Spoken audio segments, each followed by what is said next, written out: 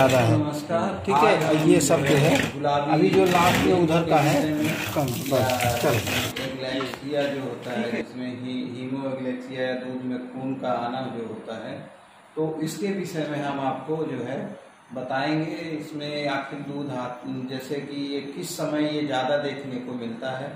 तो जैसे बच्चा देती है तो 1 सप्ताह के अंदर ही जो है दूध में खून आने लगता है। जब पशुपालक लगाता है तो वो देखता है कि दूध उसका जो नॉर्मल कलर से हट के दूध आ रहा है, तो वो एकदम से चौंक जाता है। उसको लगता है कि हमारे जो है जानवर को क्या इसमें रोग हो गया है, तो समझता है कोई इन्फेक्शन है या कोई गड़बड़ी है।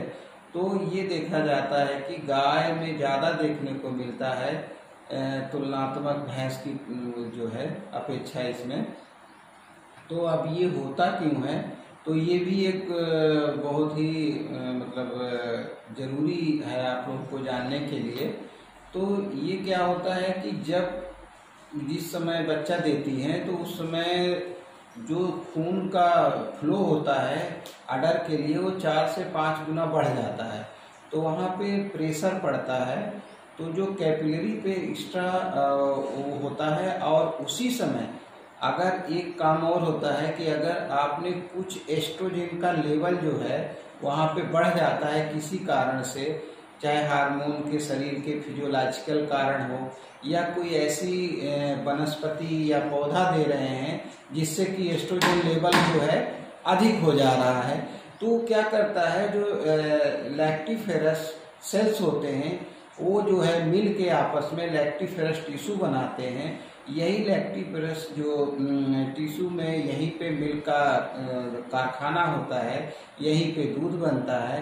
तो जब एस्ट्रोजन का लेवल जब बढ़ता है तो ये क्या करते हैं उस सेल्स को वीक करते हैं, कैपिलरी को वीक करते हैं। तो वहीं पे जो है वहीं पे उसी समय डायपिडेसिस की भी क्रिया होती है, आप लोग जानते हैं।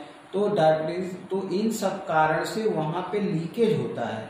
तो कैपिलरी से जब कमजोर हो जाती तो वहाँ पे खून का लीकेज होता है, जो आरबीसी को वापस जाना चाहिए था ब्लड सप्लाई में जो फिल्टर होके, वहीं पे मिल्क और ब्लड जो बैरियर होता है तो वहाँ पे लीकेज के कारण दूध में खून आने लगता है। तो ये सारी मैकेनिज्म है उसमें आने के लिए कि और एक जो है लेप्टोस्पाइरा नामक बैक्टीरिया होता है, अगर उसका भी इन्फेक्शन होता है तो भी ब्लड में खून आता है। तो उसमें ये होता है कि उसमें सभी थनों में से जो है लाल खून आता है।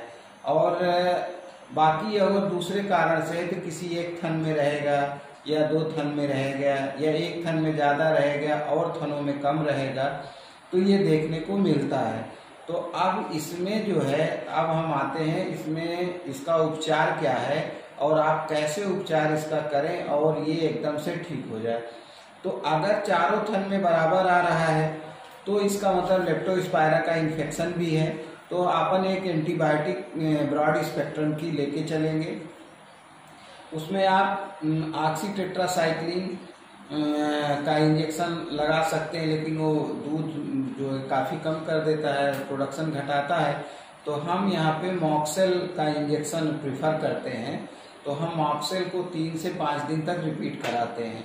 और अगर एक ही थन से आ रहा है उसमें ब्लड क्लॉट्स भी आ रहे हैं, मिल्क अगर कर रहे हैं, तो ऐसी स्थिति में हम जो है विटामिन सी के कारण भी जो है ब्लड मिल्क में खून आता है, यह देखा गया है।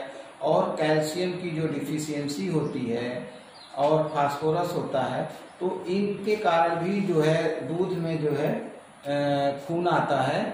तो इनको भी हम कैल्शियम का भी इंजेक्शन, कैल्शियम ग्लूकोनेट लगाते हैं और विटामिन सी का पेल्सी का इंजेक्शन आता है। या नेचुरल में आप नींबू के रस को भी आप दे सकते हैं।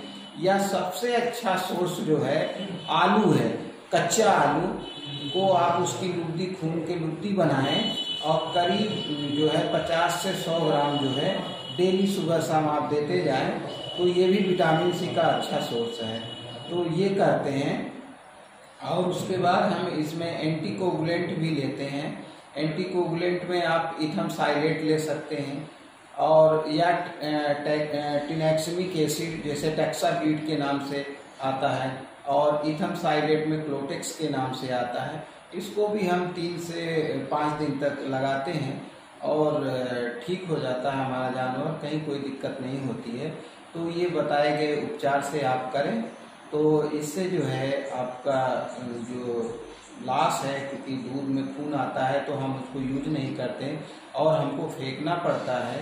तो क्योंकि बड़ी आशा होती है, 9 महीने से आदमी इंतजार करता है जब दूध में इस तरह से आए और दूध को फेंकना पड़े, तो हमारे पशुपालक बहुत दुखी होते हैं।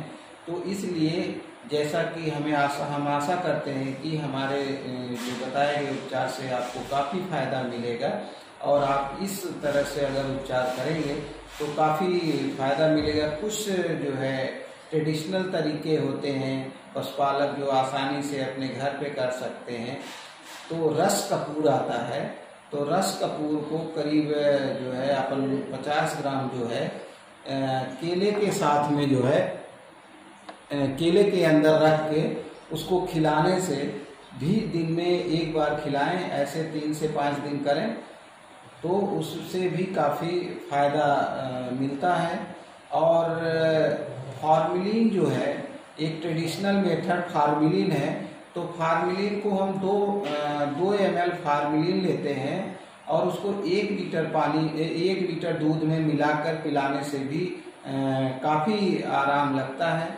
तो इसको भी पशुपालक कर सकते हैं, जो कि आपको बहुत आसानी से मिल जाएगा। और कहीं कहीं ये देखने को मिलता है शीशम का जो है पत्ता होता है, उसको भी कूट के शुगर में मिला के देने से भी फायदा होता है।